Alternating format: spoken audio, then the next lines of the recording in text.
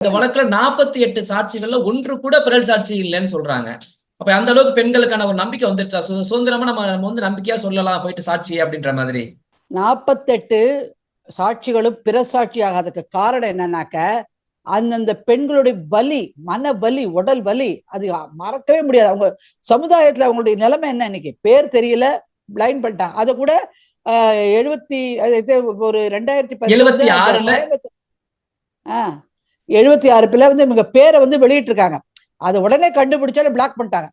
அப்ப இப்ப வந்து 76வது சட்டத்தைப்படி பிரிவு படிப்பதற்கு குற்றவியல் நயா சங்கீதால யார் வந்து இந்த மாதிரி பாதிக்கப்பட்ட பெண்களுடைய பேரையும் இதுல பொது தொழில போடுறாங்களோ அவங்களுக்கு 2 வருஷம் இம்ப்ரெசன்மெண்ட் வந்திருக்கு.